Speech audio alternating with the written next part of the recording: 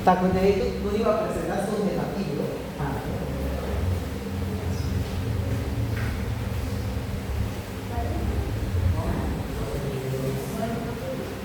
Baik, bismillahirrahmanirrahim. Assalamualaikum warahmatullahi wabarakatuh. Waalaikumsalam warahmatullahi wabarakatuh. Baik, terima kasih. Pada kesempatan ini kami dari kelompok 1 akan mempresentasikan hasil manajemen kami, yaitu terkait dengan dalam manajemen peserta didik, yaitu ada 3 bagian: ekstrakurikuler, pengembangan kompetensi, dan prestasi peserta didik. Nantinya yang akan dikembangkan dan dijelaskan oleh masing-masing pemateri kita yang ada di depan ini yang sangat luar biasa. Dan tanpa memulai waktu, kita persilakan kepada Kak Yedinento untuk memulai presentasinya dan dimulai dengan materi pertama, yaitu ekstrakurikuler. Silakan. Terima kasih kepada moderator kami yang sangat hebat. Baik, assalamualaikum warahmatullahi wabarakatuh. Waalaikumsalam warahmatullahi wabarakatuh. Perkenalkan, nama saya Yedinento. Saya di sini selaku materi pertama akan menjelaskan bagian dari ekstrakurikuler. Jadi teman-teman, pertama saya akan menjelaskan definisi dari ekstrakurikuler. Jadi ekstrakurikuler adalah kegiatan pendidikan yang dilaksanakan di luar jam pelajaran. Kemudian ekstrakurikuler itu sebagai sarana pengembangan minat, bakat, potensi, serta karakter peserta didik. Jadi teman-teman, kegiatan ini bersifat pelengkap dan penguatan proses pembelajaran formal di sekolah. Nah, jadi setelah definisi kita masuk ke fungsinya. Jadi fungsi dari ekstrakurikuler ini ya teman-teman, pertama itu ada sarana pembinaan non-akademik peserta didik. Kemudian yang kedua, media pengembangan kepribadian dan sosial siswa. Kemudian yang ketiga, pendukung prestasi sekolah baik akademik maupun non-akademik. Selanjutnya instrumen pengendalian dan pembinaan perilaku peserta didik. Nah, setelah fungsinya, tujuan dari ekstrakurikuler ini yaitu dapat mengembangkan minat dan bakat peserta didik secara optimal dan kemudian membentuk karakter positif seperti disiplin, tanggung jawab, dan juga kerjasama. Selanjutnya, tujuannya juga menyalurkan potensi non-akademik peserta didik serta meningkatkan rasa percaya diri dan kepemimpinan siswa. Baik, setelah tujuannya, kita masuk ke program dari ekstrakurikuler ini. Yang pertama ada ekstrakurikuler wajib, yang dimana seperti pramuka. Kemudian yang kedua ada ekstrakurikuler pilihan, yang meliputi ada olahraga, seni, kemudian keagamaan, dan juga PMR. Ekstrakurikuler akademik seperti GIM, klub sains, serta klub bahasa. Kemudian ekstrakurikuler keterampilan seperti jurnalistik, IT, kewirausahaan.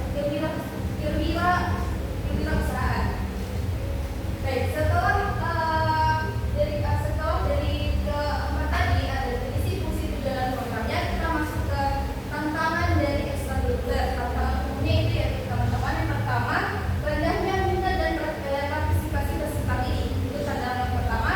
Kemudian tantangan yang kedua, keterbatasan pembinaan yang kompeten, kemudian sarana dan prasarana yang belum memadai, dan terakhir itu manajemen waktu yang berbenturan dengan kegiatan akademik.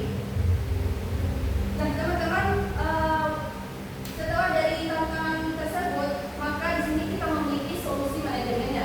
Solusinya yaitu yang pertama, kita dapat melakukan pemetaan minat dan bakat peserta didik, kemudian dapat meningkatkan kompetensi pembinaan melalui pelatihan, kemudian menyediakan fasilitas dan dukungan anggaran yang memadai, dan juga mengintegrasikan kegiatan ekstrakurikuler dengan program sekolah, dan juga yang terakhir dapat melakukan evaluasi dan monitoring kegiatan secara berkala.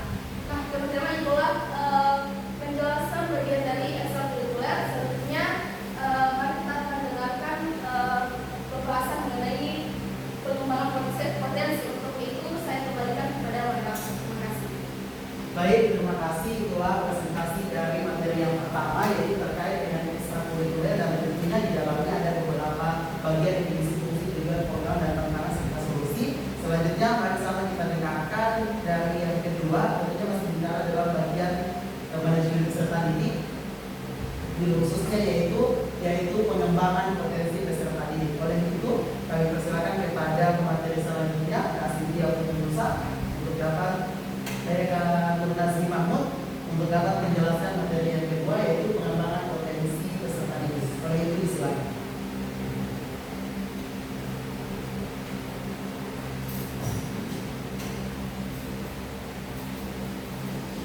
Baik, Assalamualaikum warahmatullahi wabarakatuh. Waalaikumsalam warahmatullahi wabarakatuh. Saya Nur Nazri Mahmud selaku pemateri kedua yang akan membacakan tentang pengembangan potensi. Yang pertama yaitu definisi. Definisi dari pengembangan potensi yaitu pengembangan potensi adalah proses terencana dan berkelanjutan yang dilakukan sekolah untuk mengidentifikasi, memfasilitasi dan mengoptimalkan seluruh kemampuan peserta didik baik akademik maupun non akademik sesuai dengan karakteristik dan kebutuhan individu. Selanjutnya ada fungsi dari pengembangan potensi, yaitu dasar yang pertama itu dasar perencanaan program dan pembinaan peserta didik. Yang kedua, acuan pemberian layanan pendidikan yang sesuai dengan kebutuhan siswa. Yang ketiga, sarana optimalisasi bakat, minat dan kecerdasan peserta didik. Yang keempat, instrumen pencegahan masalah belajar dan perilaku. Selanjutnya, tujuan dari pengembangan potensi yaitu mengoptimalkan kemampuan dan keunikan setiap peserta didik. Yang kedua, membantu peserta didik yang unggul, mandiri dan berdaya saing. Yang ketiga, menyiapkan peserta didik menghadapi tantangan pendidikan dan kehidupan. Dan yang keempat, mengarahkan potensi peserta didik agar berkembang secara positif. Selanjutnya, program dari pengembangan potensi, yaitu yang pertama program pembinaan dan konseling atau yang biasa disebut BK. Yang kedua, kegiatan pengayaan dan remedial. Yang ketiga, kelas bakat atau minat dan kelas khusus. Yang keempat, pelatihan soft skill atau komunikasi kepemimpinan kerja tim. Yang kelima, program literasi dan organisasi. Selanjutnya ada tantangan umum dari pengembangan potensi, yaitu tekanan psikologis dan stres akibat tuntutan prestasi. Yang kedua, ketimpangan kesempatan berprestasi antar siswa. Yang ketiga, fokus berlebihan pada prestasi akademik semata. Yang ketiga, kurangnya pembinaan berkelanjutan. Setelah itu, setelah ada tantangan umum, ada solusi manajerial, yaitu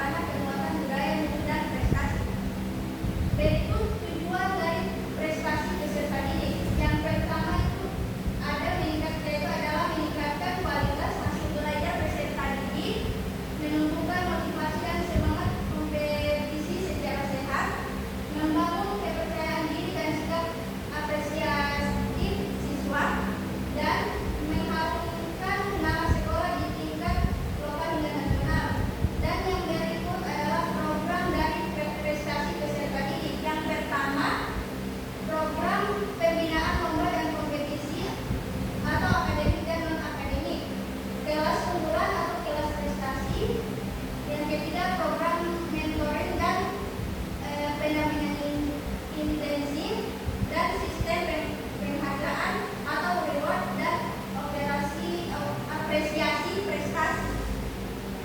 Setelah dari mata jabatan tersebut kita masuk ke tantangan umum dari prestasi peserta didik, yaitu pertama, potensi siswa belum teridentifikasi secara optimal. Yang kedua, perbedaan kemampuan dan latar belakang peserta didik. Ketiga, keterbatasan tenaga pendamping dan konselor. Dan yang terakhir, kurangnya sinergi antara guru, orang tua, dan sekolah. Yaitu solusi dari tantangan tersebut, yaitu pertama, pembinaan prestasi yang terjenjang dan terencana, dan yang kedua, pendampingan akademik dan psikologis secara seimbang, memberikan kesempatan dan prestasi yang adil dan inklusif, menerapkan sistem evaluasi dan penghargaan yang objektif, dan menumbuhkan budaya prestasi yang sehat di sekolah.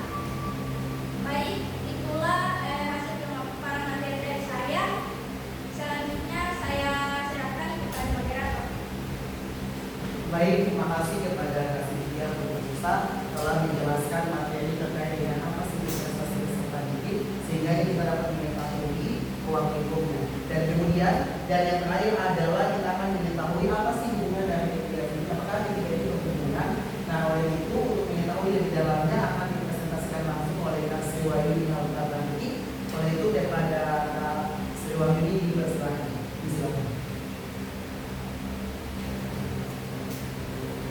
Baik, saya sebelum Nautabanti akan mempresentasikan hubungan dari ketiga, yaitu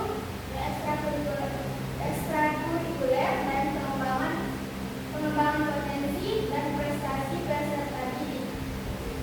Nah, pengembangan potensi yaitu peserta didik dapat membantu meningkatkan peserta mereka. Nah, ekstrakurikulernya dapat menjadi sarana untuk mengembangkan potensi peserta didik dan meningkatkan prestasi mereka. Nah, prestasi peserta didik dapat menjadi motivasi bagi peserta didik untuk terus mengembangkan potensi mereka dan berprestasi dalam kegiatan ekstrakurikuler. Dengan demikian, pengembangan potensi peserta didik, ekstrakurikuler, dan prestasi peserta didik adalah tiga aspek yang saling terkait dan dapat membantu peserta didik mencapai kesuksesan. Baik, itu hubungan dari ketiga materi tersebut. Saya serahkan kepada Bapak.